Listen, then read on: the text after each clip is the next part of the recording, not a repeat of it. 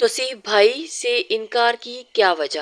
اس کے دوستوں نے تھوڑے غصے سے ایک بار پریشا سے پھر پوچھا تو پریشا نے جواب دیا، ایک تو وہ رومانٹک نہیں ہے، مجھے رومانٹک لڑکے پسند ہیں، اور پھر اس کی آنکھیں بھی بھوری ہیں، اور میں نے ناول میں پڑھا ہے جن کی آنکھیں بھوری ہوں وہ لڑکے وفا نہیں کرتے۔ پریشا کے اس جواب سے جہاں پریزے کے منہ سے کولڈ ڈرنک کے فوارے کی طرح نکلی تھی، وہاں مرجم کے منہ میں گیا بسکٹ گلے میں پھنسا تھا، اور وہ دوہری پڑتی کھانسنے لگی اور اس کے کمرے سے باہر کھڑے۔ اٹھ جاؤ پریشے، کب تک سوئی رہو گی؟ ماما غصہ کر رہی ہیں، اب تم بابا جان اور تایا ابو ایئرپورٹ کے لیے نکل چکے ہیں اور تم ابھی تک گھوڑے گدھے بیچ کر سو رہی ہو۔ ماما بہت ناراض ہو رہی ہیں، اٹھو۔ انہوں نے کہا، اب میں تمہیں اٹھا کر ہی رہوں گی۔ مرجان نے ڈانٹتے ہوئے اس کے اوپر سے کمبل کھینچا تھا۔ کیا مرجان آپی، آپ تو ادھر ہی ہیں، میرا جانا کیا ضروری ہے؟ اتنی نیند آئی ہوئی ہے مجھے۔ وہ جمائی لیتے ہوئے اٹھ بیٹھی تھی۔ پریشا، کیا تم پاگل ہو گئی ہو؟ تایا ابو بھی تمہارا پوچھ رہے تھے، مگر میں نے تمہاری طبیعت خراب ہونے کا بہانہ بنا دیا۔ کیا سوچ رہے ہوں گے وہ؟ ویسے تو بڑے لاڈ اٹھواتی ہو تم ان سے، اور اب جب وہ سب تمہیں بلا رہے ہیں اور تم ادھر ہی ہو نہیں رہی۔ اچھا بابا، جا رہی ہوں۔ وہ واش روم کے لیے اٹھی جبکہ آدھے سے زیادہ کمبل اپنے پاؤں کے ساتھ گھسیٹتی ہوئی لے گئی تھی۔ ارے پاگل لڑکی، یہ کمبل تو چھوڑ دو، کب بڑی ہوگی تم؟ مرجان اس کے کمرے کا حال دیکھتے ہوئے بولی تھی، اور اس کے تیار ہونے تک مرجان نے اس کا سارا کمرہ سمیٹ دیا تھا۔ چلو اب جلدی اٹھو، وہ لوگ آنے والے ہوں گے۔ جی جی جی، جا رہی ہوں آپ کے دیور جی کے 100 توپوں کی سلامی دینے۔ ویسے بنتی ہے نا ان کی سلامی دینی؟ وہ لٹھ مار انداز میں اس کی طرف دیکھتے ہوئے بولی تھی۔ ہاں بنتی تو ہے، آخرکار وہ اپنی پڑھائی مکمل کر کے آ رہے ہیں۔ مرجان نے اسے چھیڑنے کے سے انداز میں اس کی بات کا جواب دیا تھا جو کہ اسے مہنگا پڑ گیا تھا۔ ہاں تو کون سا بڑا کارنامہ سر انجام دے دیا ہے؟ آپ تو ایسے کہہ رہی ہیں کہ وہ واحد پاکستانی ہے جس نے پڑھائی مکمل کی ہے۔ آپ لوگوں کو تو ویسے ہی بس موقع چاہیے ہوتا ہے ان کو پمپ مارنے کا، ویسے ہی وہ 7ویں آسمان پر رہتے ہیں۔ شرم تو ویسے پریشا بڑی ہے تم سے۔ جبکہ پریشا نے فوراً سے منہ پر انگلی رکھی جس پر مرجان کی ہنسی چھوٹ گئی تھی۔ وہ تایا ابو کے گھر میں داخل ہونے والی تھی، تب مرجان نے اس کا ہاتھ پکڑ کر روکا۔ سنو، سب کو یہی کہا تھا کہ تمہاری طبیعت خراب تھی، اس لیے تم سو رہی تھی، اب تم بھی ایسے ہی کہنا۔ مرجان اسے سمجھاتے ہوئے ہاتھ پکڑ کے اندر لے کر آئی تھی۔ السلام علیکم تائی جان، کیسی ہیں آپ؟ پریشا تائی امی کے گلے لگ گئی تھی۔ ارے بیٹا، ہم صبح سے تمہاری راہ دیکھ رہے تھے، تمہارے بنا تو گھر میں رونق ہی نہیں ہوتی۔ ہاں، کہاں تھی تم؟ تمہاری طبیعت تو ٹھیک ہے نا؟ اب مرجان بتا رہی تھی تمہاری طبیعت ٹھیک نہیں ہے۔ جی جی جی، اب طبیعت بالکل ٹھیک ہے، وہ بس کل سے طبیعت کچھ خاص ٹھیک نہیں تھی۔ وہ جھوٹ بول رہی تھی، صاف نظر آ رہا تھا، اور اتنا ڈرامہ پیش کر رہی تھی۔ اور مرجان اسے دیکھ کر تو حیران ہو رہی تھی کہ یہ وہی پریشا ہے۔ بس رات کو لیٹ سو گئی تھی تو سر میں درد تھا، اسی وجہ سے چلو آرام کیا، ٹھیک کر لیا۔ تب ہی ہارن بجا تھا، لگتا ہے وہ لوگ آ گئے ہیں۔ سب لوگ گیٹ کی طرف لپکے تھے۔ اکرم اور اعظم 2 بھائی تھے، اکرم بڑا اور اعظم چھوٹا بھائی تھا۔ ان دونوں کے گھر بالکل ساتھ ساتھ بنے ہوئے تھے کہ ایک طرف اعظم کا گھر تھا اور دوسری طرف اکرم کا گھر تھا، جبکہ درمیان میں بڑا سالن تھا جو کہ دونوں گھروں کی تھوڑی زمین چھوڑ کر بنایا گیا تھا۔ اعظم کی بیوی فاطمہ اور اکرم کی بیوی ساجدہ کی آپس میں خوب بنتی تھی، اور اعظم صاحب کی 2 بیٹیاں تھیں۔ بڑی بیٹی مرجان جس کا رشتہ اپنے تایا زاد بچپن سے طے تھا، جو بھی یونیورسٹی میں پڑھ رہی تھی۔ اکرم صاحب کے 2 بیٹے تھے، بڑا بیٹا علی حیدر اور چھوٹا توصیف حیدر۔ علی حیدر اپنی پڑھائی مکمل کرنے کے بعد بزنس سنبھال رہا تھا، جبکہ چھوٹا توصیف حیدر گریجویشن کے بعد لندن پڑھنے کے لیے چلا گیا تھا، جو کہ 4 سال کے بعد آج واپس آ رہا تھا۔ اور اسی کی واپسی پر سب کی دعوت آج اکرم صاحب کی طرف تھی۔ اکرم صاحب کی اپنی کوئی بیٹی نہیں تھی، وہ مرجان اور پریشا میں ہی اپنی بیٹیوں کو دیکھتے تھے اور ان کے لاڈ اٹھانے کی کوئی کمی نہیں چھوڑتے تھے، جبکہ پریشا تو اپنے ماما بابا سے زیادہ اپنے تایا جان اور تائی امی کی لاڈلی تھی، جبکہ علی حیدر سے بھی پریشا کی خوب بنتی تھی۔ بس تایا جان کے گھر میں پریشا کو ایک انسان ہی برا لگتا تھا، اور وہ تھا توصیف حیدر۔ جب وہ لندن گیا تھا تو وہ بہت خوش تھی، کیونکہ اب اسے اس گھر میں کوئی روک ٹوک کرنے والا نہیں تھا، اور اس کی خوب چلنے والی تھی، کیونکہ تایا اور تائی اس کے ساتھ بہت پیار کرتے تھے، اور اسی بات کا فائدہ اٹھاتے وہ خوب سریعام گھومتی پھرتی تھی۔ توصیف کے ساتھ اس کی بالکل بھی نہیں بنتی تھی، اسی وجہ سے وہ اسے اچھا بھی نہیں لگتا تھا۔ توصیف تھوڑا سنجیدہ مزاج کا تھا، جبکہ پریشا ہر وقت ادھر ادھر پھدکتی رہتی تھی۔ دونوں گھروں کی رونق اسی کے دم سے تھی، اور ان کے اول جلول حلیے اور الٹی سیدھی حرکتوں سے توصیف کو بہت کوفت ہوتی تھی اور وہ اسے ٹوک جاتا تھا۔ یہی وجہ تھی کہ اس کی موجودگی میں پریشا کو تایا ابو کے گھر آنے جانے کا مسئلہ بھی ہوتا تھا، اس لیے جب وہ گیا تھا تو وہ سب سے زیادہ وہی خوش تھی، اور آج جب اس کے آنے پر سب خوش تھے، ایک وہی تھی جس کو کوفت کا شکار ہو رہی تھی، کیونکہ اب پھر اس پر پابندیاں لگنا شروع ہو جائیں گی، اور اس کا محلے کے بچوں کے ساتھ مل کر کرکٹ کھیلنا پسندیدہ وہ کام تھا۔ توصیف جب اسے کھیلنے دیکھتا تو ضرور ڈانٹتا تھا، مگر وہ رکتی وہ بھی نہیں تھی۔ اسے یاد تھا جب ایک دن اس نے بچوں کو گھر بلا کر لان میں ہی پیچ پیالی بنا لی تھی، مگر برا ہوا اس وقت جب اس کا چھکا لگا اور گیند سیدھا اکرم صاحب کے ٹیرس سے ہوتا ہوا توصیف کی کھڑکی سے جا لگا تھا، اور وہیں سے اسے ادھر ہی رہنے کا بولتا ہوا نیچے آیا تھا۔ اور یہ کیا ہے؟ اس کے پاس آ کر دھاڑا تھا۔ گیند ہے بھائی، یہ کھیلنے کی جگہ ہے تو اسے کہاں کھیلیں؟ گلی میں کھیلوں تو بھی مسئلہ، اب ادھر بھی؟ تو وہ منہ بناتے ہوئے بولی تھی۔ وہ تایا جان کے آگے وہ اچانک بولی تھی۔ جیسے ہی توصیف مڑ کر دیکھا تو وہ بھاگی تھی، پیچھے وہ سر جھٹکتے ہوئے واپس مڑ گیا تھا۔ توصیف نے آفس سے آ کر جوائن کر لیا تھا۔ پریشا کی بھی یونیورسٹی سٹارٹ ہو چکی تھی، مگر یونیورسٹی کے بعد وہ اپنی سرگرمیاں جاری رکھے ہوئے تھی۔ اس دن بھی ویکینڈ تھا اور توصیف کسی کام سے گھر سے باہر گیا ہوا تھا۔ گھر سے اسے آتے آتے تھوڑا ٹائم لگ گیا تھا، لیکن گھر آتے ہی جو اس نے حال دیکھا تو اس کی تو ہوائیاں اڑی تھی۔ توصیف نے دیکھا تھا اور ابھی تک پریشا بچی کی بچی تھی، اس میں کوئی سدھار پر نہیں آیا تھا، وہ بالکل ویسی کی ویسی تھی۔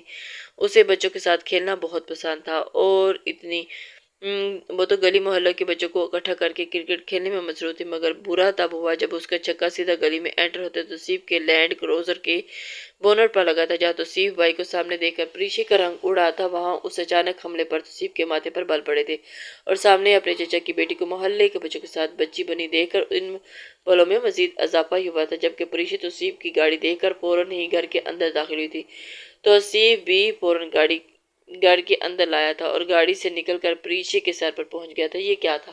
توصیف کی آواز پر اپنے قریب سن کر وہ اچھلتے ہوئے دور ہو گئی تھی۔ بھائی ڈرا دیا آپ نے، وہ ڈرنے کی ایکٹنگ کرتے ہوئے بولی تھی۔ میں نے پوچھا کہ گلی میں کیا ہو رہا تھا ابھی؟ کیا ہو گیا توصیف بھائی؟ آپ کو لگتا ہے زیادہ پڑھائی کرنے کی وجہ سے نظر کمزور ہو گئی؟ دیکھو تو تھا، کرکٹ کھیل رہی تھی، اتنے چھکے لگائے ہیں نا آج میں نے، وہ پرجوش ہوتے ہوئے بتانا شروع ہو گئی تھی، جبکہ توصیف اس کی بات بیچ میں ہی کاٹ دی۔ ہاں ہاں ہاں، تمہارے چھکوں کے تو جوہر تو میں نے اور میری گاڑی نے دونوں نے خوب دیکھے ہیں۔ اپنی گاڑی کے بونٹ کو دیکھتے ہوئے دانت پیستے ہوئے بولا تھا۔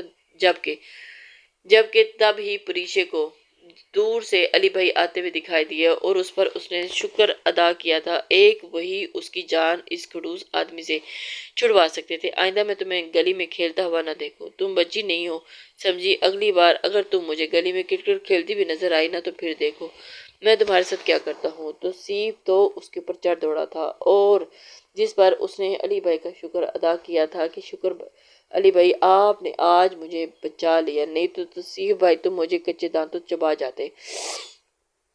پریشا اپنی حرکتوں سے باز نہیں آتی تھی۔ تمہاری ٹانگیں توڑ دوں گا۔ کیا ہو گیا توصیف، کیوں لڑ رہے ہو؟ آتے ہی بولا تھا، آپ کو پتہ نہیں ہے بھائی اس نے آج کیا کیا؟ جو بھی اس نے کیا ہے تم اس سے اس طرح بات نہیں کر سکتے۔ پریشا کی آنکھوں میں آنسو آ گئے۔ چھوٹی ہے ابھی، وہ ابھی اتنی بھی چھوٹی نہیں ہے، یونیورسٹی میں پہنچ گئی، آخر کب بڑی ہونے والی ہے یہ؟ اچھا چپ کر جاؤ اندر، تمہیں امی بلا رہی ہیں تمہیں، وہ اسے ڈانٹتا ہوا بولا تھا تو توصیف گھر کے اندر طرف بڑھ گیا تھا، جبکہ پیچھے سے پریشا اپنی مصنوعی آنسو پوچھتی ہوئی علی حیدر کے ہاتھ پر ہاتھ مارتے ہوئے زور سے ہنسی تھی۔ شکر ہے بھائی آپ آ گئے اور مجھے اس خڑوس آدمی سے بچا لیا، ورنہ آج تو مجھے لگ رہا تھا کہ مجھے کچے ہی کھا جائیں گے۔ ویسے کیا کیا تھا تم نے پریشا؟ وہ باہر میں کرکٹ کھیل رہی تھی اور میرا چھکا سیدھا ان کی گاڑی پر جا لگا، وہ گاڑی کی طرف اشارہ کرتے ہوئے بولی تھی، جبکہ علی اس کے اشارے کی طرف دیکھتا ہوا ہنس پڑا تھا۔ علی نے اس کو چھڑا دیا۔ اکرم ہاؤس میں سب لوگ کھانا کھا رہے تھے جب سائدہ بیگم نے بیٹے کی طرف دیکھتے ہوئے بات شروع کی تھی۔ توصیف بیٹا، اب تم نے اپنی شادی کے بارے میں کیا سوچا ہے؟ ہم چاہتے ہیں کہ علی کی اور تمہاری شادی اکٹھے ہی کر دی جائے، اگر تمہیں کوئی لڑکی پسند ہے تو بتاؤ۔ ہاں بھائی توصیف بتاؤ نا، 2 سال لندن میں رہ کر آئے ہو تو ایسا تو ہو نہیں سکتا کہ کوئی لڑکی نہ ہو، علی بھائی کی کو چھیڑتے ہوئے اس نے بولا تھا، جبکہ توصیف کھانا چھوڑ کر اپنی ماں باپ کا منہ دیکھنے لگا تھا اور اسے حیرانی ہو رہی تھی کہ اس کے والدین اس کے ساتھ کس طرح کی بات کر رہے ہیں۔ اس نے تو ایسا مائنڈ میں کچھ سوچا ہی نہیں تھا۔ علی بھائی یہ آپ کیا کہہ رہے ہیں؟ ایسی کوئی بات نہیں ہے، اور میرا کوئی بھی کسی بھی لڑکی کے ساتھ کوئی چکر نہیں ہے، ابھی مجھے شادی نہیں کرنی، مجھے ابھی کچھ ٹائم بزنس سیٹ کرنا ہے۔ ماما دیکھ رہی ہیں آپ، کیا ہو گیا ہے بھائی کو؟ آپ کو ایسا لگتا ہے؟ ارے اس میں ایسا ویسا ہونے کی کیا بات ہے؟ کیا تم کسی لڑکی کو پسند نہیں کر سکتے؟ علی ہنسے ہوئے بولا تھا۔ ہاں ہاں توصیف بیٹا بتاؤ اب کیا ارادہ ہے تمہارا؟ اکرم صاحب بھی ان کی باتیں سن کر متوجہ ہوئے تھے۔ میرا تو ارادہ نہیں ہے بابا جان، ابھی میں کچھ عرصہ کام پر فوکس کرنا چاہتا ہوں۔ اتنا پڑھ لکھ کر استعمال بھی تو کرنا ہے نا، کرنا چاہیے نا۔ ہاں تو بیٹا کام تو ساری زندگی کرنا ہے، مگر اب شادی کے بارے میں سیریس ہو جاؤ۔ مجھے سچ سچ بتاؤ، اگر کوئی لڑکی ہے تو ٹھیک ہے، ورنہ میں خود دیکھ لیتی ہوں، اور پھر یوں نہ ہو کہ رشتے طے کر لوں تو تم کہو کہ میں کسی اور کو پسند کرتا ہوں۔ اس لیے بیٹا مجھے کوئی اعتراض نہیں ہے، ہم میں سے کسی کو بھی کوئی اعتراض نہیں ہوگا۔ تم اپنی مرضی سے شادی کرنا چاہو تو بھی ہمیں اپنی مرضی بتا دو۔ نہیں ماما میری کوئی مرضی نہیں ہے، اور نہ ہی مجھے کوئی پسند ہے۔ تو بس ٹھیک ہے، اگر تمہیں کوئی لڑکی پسند نہیں ہے تو ہمیں ایک لڑکی تمہارے لیے بہت پسند ہے، اور وہ اکرم صاحب کی طرف دیکھتے ہوئے بولی تھی۔ اکرم صاحب کا تو چہرہ کھل اٹھا تھا، اور توصیف اپنے ماں باپ کو اتنا خوش دیکھتے ہوئے حیران ہوا تھا۔ اچھا کیا مطلب؟ کیا آپ لوگوں نے پہلے ہی کوئی لڑکی دیکھ رکھی ہے؟ اور وہ ان کی طرف دیکھ کر حیران ہوا تھا۔ ہوتا ہوا بولا تھا، ہاں بھائی ہم نے تو شروع سے ہی تمہارے لیے پریشے کو پسند کیا ہوا ہے، اور مگر میں سوچتی تھی کہ یہ نہ ہو کہ تم نے کوئی اور لڑکی پسند کر رکھی ہو، اس لیے ابھی تک چپ رہی، ورنہ اب تک تمہیں فاطمہ اور اعظم سے اسے تمہارے لیے مانگ ہی لیتی، اور وہ اسے اپنی پسند بتا چکا تھا۔ لیکن جب توصیف نے اپنے ماں باپ کو اتنا خوش ہوتے ہوئے دیکھ کر تو حیران ہوا تھا، لیکن پریشے کے بارے میں تو وہ سوچ بھی نہیں سکتا تھا۔ وہ اس کے لیے بالکل بھی، اس کے مائنڈ کے حساب سے وہ بالکل بھی نہیں تھی۔ اسے دیکھ کر حیرانی ہوئی تھی، وہ اپنے ماں باپ کو کیا جواب دیتا؟ تمہارے لیے مانگ چکی ہوتی۔ جبکہ پریشے کا نام سنتے توصیف کی حیرت زدگی ہوئی تھی۔ کیا مطلب؟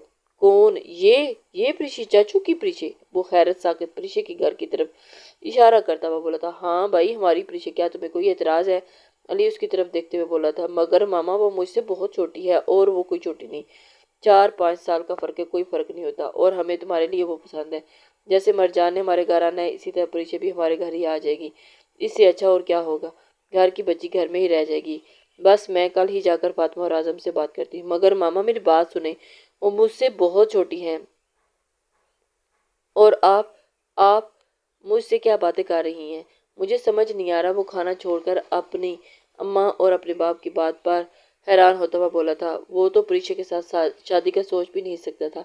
کہاں وہ نکسک رہنے والا، اور کہاں ہر وقت وہ گھر میں کوئی پھدکتی پھرتی لاؤبالی سی لڑکی۔ پریشے ہماری لاڈلی ہے، اور اسی لیے امیچور ہے، اور اسے میچور ہونے کی ضرورت بھی نہیں ہے۔ وہ جیسی ہے ویسی ہی ہمیں اچھی لگتی ہے، اور جب تمہیں کوئی پسند نہیں ہے تو پھر تمہیں مسئلہ ہی کیا ہے؟ تم میری بھتیجی کے بارے میں اس طرح بات نہیں کر سکتے۔ تمہیں پتہ ہے مجھے مرجان اور پریشے دل و جان سے بہت اچھی بڑھ کر ہیں، اور عزیز بھی ہیں۔ اس بار جواب اکرم صاحب کی طرف آیا تھا۔ توصیف تو خاموش ہو کر رہ گیا تھا، اس کے آگے تو وہ بولی نہیں بابا جان، میرا مطلب یہ تھا کہ میری اور تمہارے بابا کی ایک ہی پسند ہے، اور ہم چاہتے ہیں کہ ہم پریشے کو تمہارے لیے مانگ لیں۔ توصیف کے پاس کوئی جواب نہیں تھا، اور وہ خاموش ساکت سا ان کی بات سن رہا تھا۔ اسے سمجھ نہیں آ رہا تھا کیا وہ اس بات کا جواب دے، اس لیے خاموشی سے اپنے ماں باپ کی بات سننے لگ گیا تھا۔ وہ ان کی بات سن کر حیران تھا۔ یہی خواہش تھی، باقی تم دیکھ لو۔ سعیدہ بیگم سنجیدگی سے گویا ہوئی تھی۔ توصیف ان تینوں کی طرف دیکھ رہا تھا۔ اسے یقین تھا کہ اگر وہ انکار کرتا تو یہ تینوں لوگ بھی اور اسی وقت شاید اس کا گلا ہی کاٹ دیں گے، کیونکہ پریشے سے اپنے گھر والوں کی محبت اچھے سے جانتا تھا، اس لیے اس نے بھی ہتھیار ڈال دیے۔ تو ٹھیک ہے اکرم صاحب، کیوں نہ ہم ابھی ان کے گھر چلیں، چائے وہی جا کر پئیں گے؟ ہاں یہ ٹھیک ہے۔ وہ لوگ اس وقت اعظم صاحب کے لاؤنج میں بیٹھے ہوئے تھے۔ جاؤ پریشے، آج میں اپنی بیٹی کے ہاتھ کی چائے پینا چاہتا ہوں۔ جیسے ہی وہ گئی تھی، سعیدہ بیگم نے بات شروع کی تھی۔ اعظم ہم لوگ آج تم سے کچھ مانگنے آئے ہیں، انکار نہ کرنا۔ ہم چاہتے ہیں کہ جیسے مرجان ہماری بیٹی ہے، ویسے ہی پریشے کو بھی ہم ہماری بیٹی بنا دیں۔ ہم تو توصیف کے لیے پریشے کا ہاتھ مانگنے ہیں۔ اعظم اور فاطمہ حیران تھے، کیونکہ ان دونوں کو نہیں لگتا تھا کہ توصیف اور پریشے کا رشتہ ہو سکتا ہے، کیونکہ ان دونوں کے مزاج میں زمین آسمان کا فرق تھا۔ کیا بات ہے اعظم، کیا تمہیں ہماری بات پسند نہیں آئی؟ اعظم کو جب دیکھتے ہوئے اکرم صاحب بولے تو نہیں بھائی صاحب، کیسی باتیں کر رہے ہیں؟ جیسے مرجان آپ کی بیٹی ہے، اسی طرح پریشے بھی آپ کی ہی بیٹی ہے، ہمیں کوئی اعتراض نہیں۔ بہت بہت شکریہ اعظم، تم نے تو ہماری بات کا مان رکھ لیا۔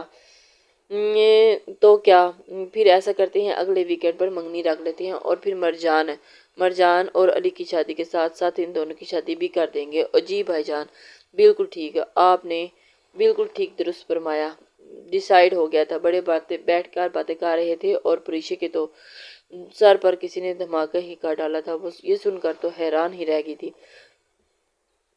اسے اس بات کا اندازہ نہیں تھا، پریشے کو اس بات کا پتہ نہیں تھا۔ سائدہ بیگم کا کہنا تھا کہ پہلے پریشے سے اس کی مرضی پوچھ لیں، پھر ہی اس رشتے کے بارے میں بات کی جائے۔ پریشے اپنے کمرے میں بیٹھی تھی جب فاطمہ اور مرجان دونوں اس کے کمرے میں آئی اور وہ دونوں کو دیکھ کر حیران ہوئی تھی۔ مما، آپ اس وقت میرے کمرے میں؟ حریت تو ہے نا؟ ہاں ہاں حریت ہے، بیٹھو تم، مجھے تم سے ایک بات کرنی ہے۔ اوکے۔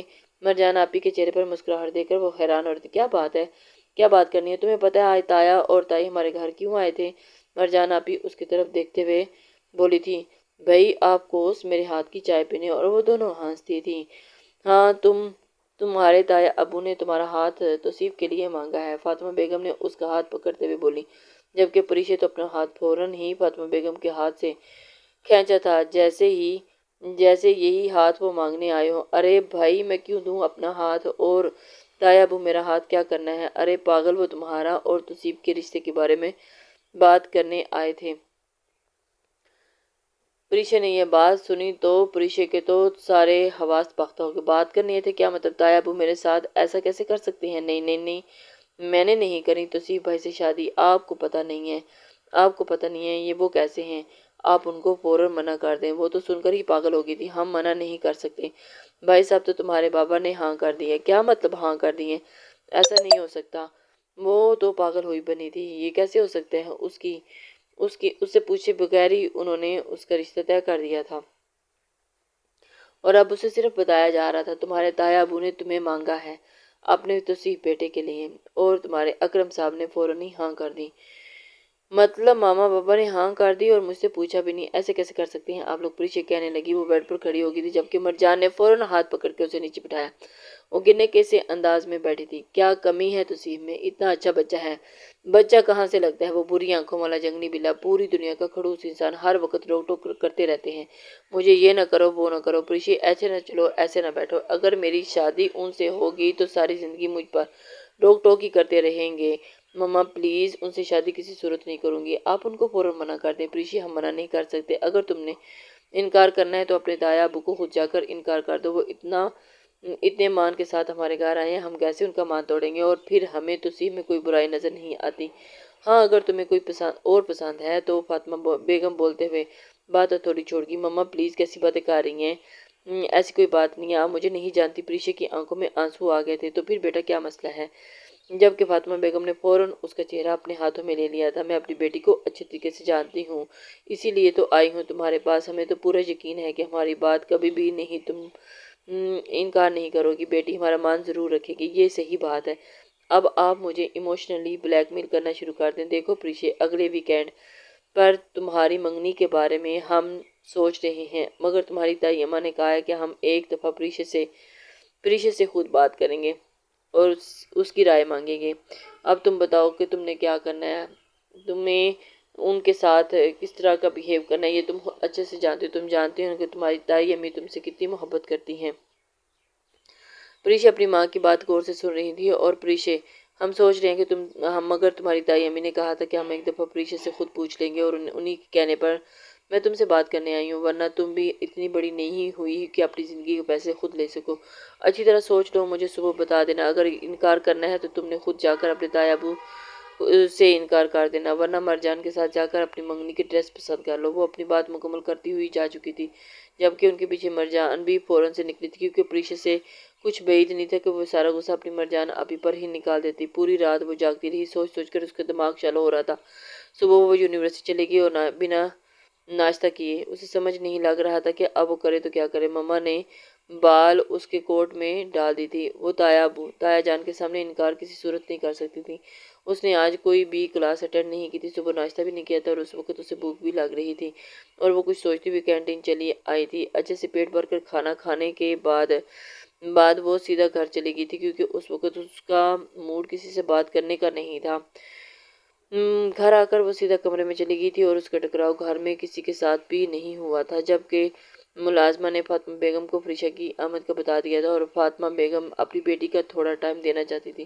وہ جانتی تھی کہ وہ سوچ سمجھ کر فیصلہ کرے گی اور اسی لیے اسے اس کے حال پر چھوڑ دیا تھا۔ جبکہ یونیورسٹی میں پریشے کی دونوں دوستیں پریزے اور مرجم پریشے کو دیکھ کر حیران ہوئی تھی کہ آج وہ کس طرح کا بیہیو کر رہی ہے۔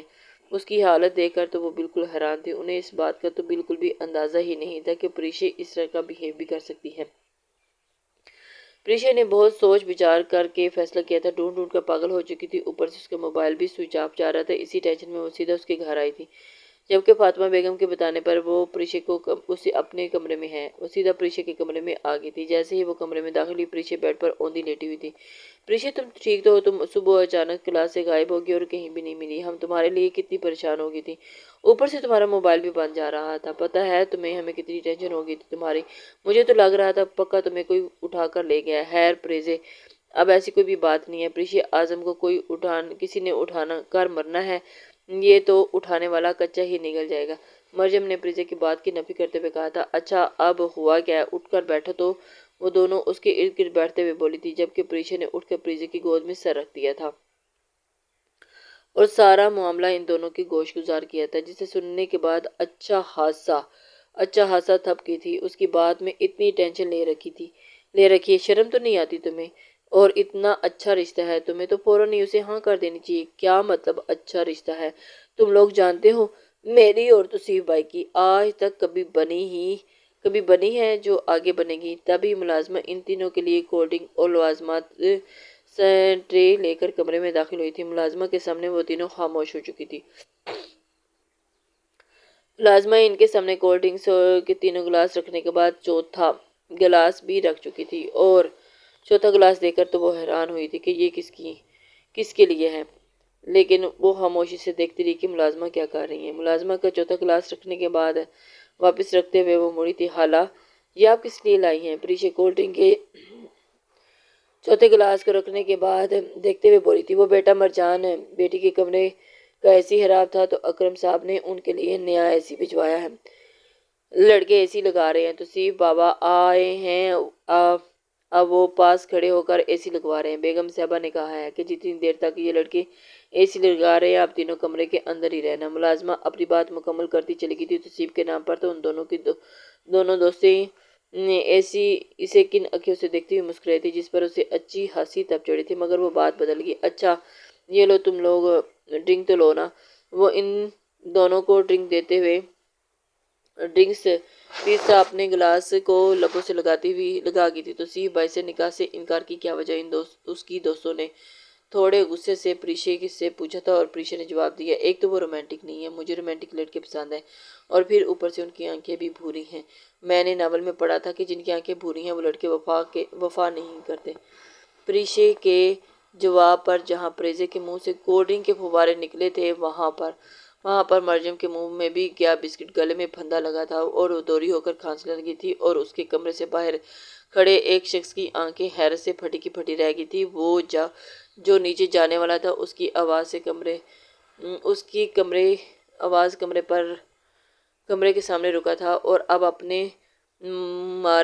بارے میں اس کے خیالات سن کر تو اسے ایک دم سے حیرت ہوئی تھی۔ وہ اس کی باتیں سن کر تو حیران ہی ہو چکا تھا کہ یہ کس طرح کی سوچ کر اپنی دوستوں کو بتا رہی تھی۔ پریشے کی گل افشانیاں سن کر حیرت زدہ کھڑا تھا۔ یار اتنا بورنگ انسان ہے، میں تم لوگوں کو بتا نہیں سکتی۔ تایا ابو، تائی امی اور علی بھائی اتنے اچھے ہیں، یہ پتہ نہیں آٹھواں عجوبہ کہاں سے آیا۔ کپڑوں کے صرف 2 ہی رنگ کا ہے، اسے پتہ ہے سفید اور ایک کالا۔ کمرے بھی بالکل پھیکا سا ہے، اسے گلاب پسند ہے کیونکہ گلابوں کی خوشبو سے نواب کو الرجی ہو جاتی ہے۔ بتاؤ بھلا ایسے انسان سے میری شادی کروانے کی کوئی تک بنتی ہے؟ اس کی دونوں دوستوں ان کی باتوں پر ہنس کر دوڑی ہوئی۔ بس کرو پریشے، بس کرو، خدا کے لیے تم تو واقعی بہت دکھی ہو۔ ہاں بالکل، تمہارے ساتھ بہت ظلم ہوا ہے۔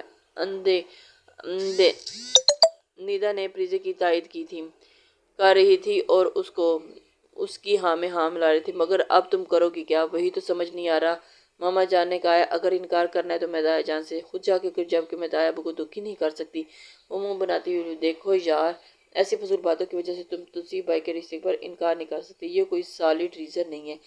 بس تم ہاں کر دو، اور شادی کے بعد مجھے یقین ہے توصیف بھائی تمہارے لیے بالکل بدل جائیں گے۔